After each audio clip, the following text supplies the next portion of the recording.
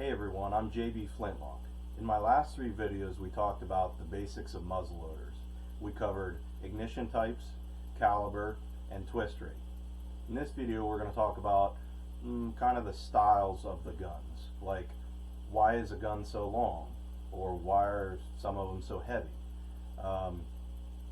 This is the 4th video in my video series, and I encourage you to go back and watch the first couple just so you get an understanding of where we're going with it.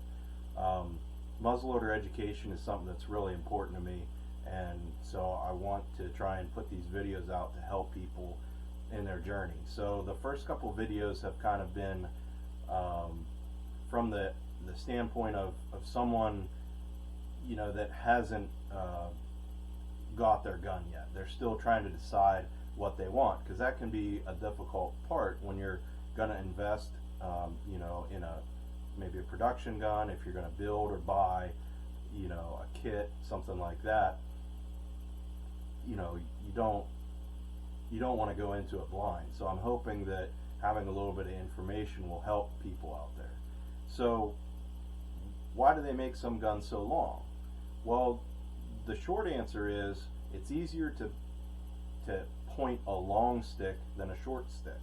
So with me here I have my Kibler Southern Mountain rifle, and I also have a pistol, just a Patriot pistol. So the sight radius is the distance between the front and rear sight, and the longer the sight radius, the more accuracy you're going to get. Simple fact of now these are both almost identical type sights in the sight picture. They're square rear notch with a square blade in the front. That's just personally how I like mine. That's a sight picture that I like. When we get into sight picture and things like that in some of my later videos, I'm going to put some examples up to show you what I'm talking about.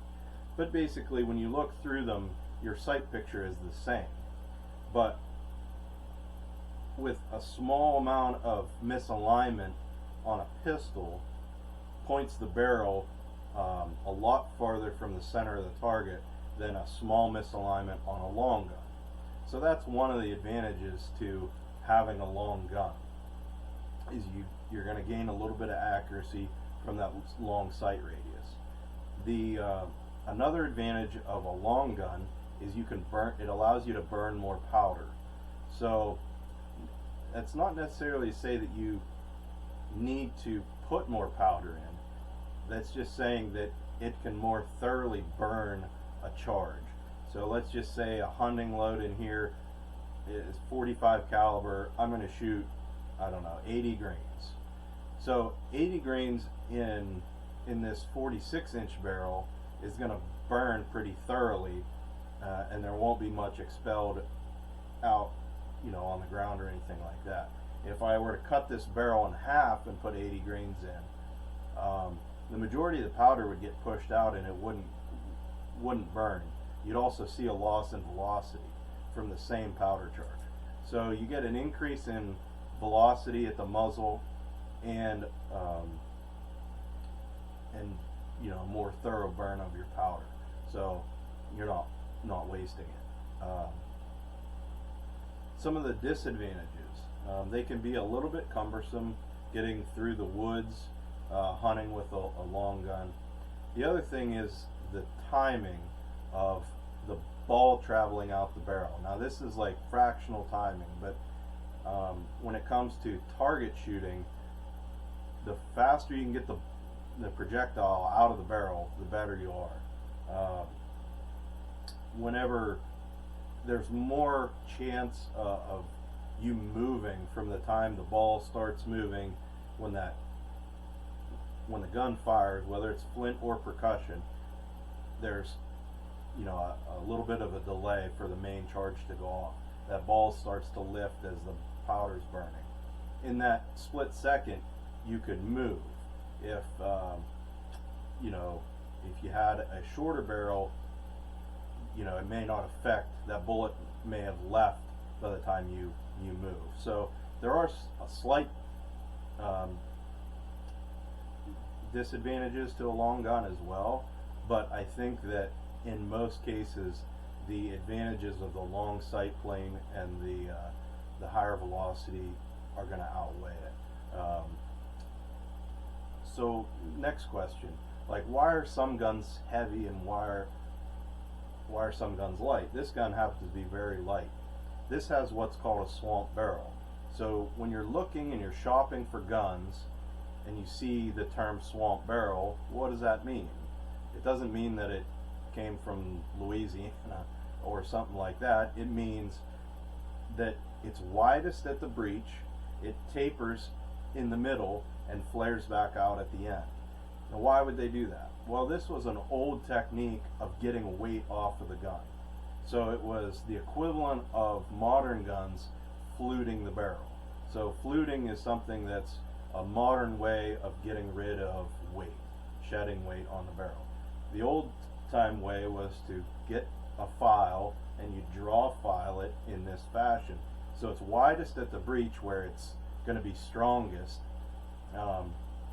narrows here where they can afford to take the most out of it, and then flares back out at the end. And really the only reason that they flare it out is to help put the sight up back more into the sight plane.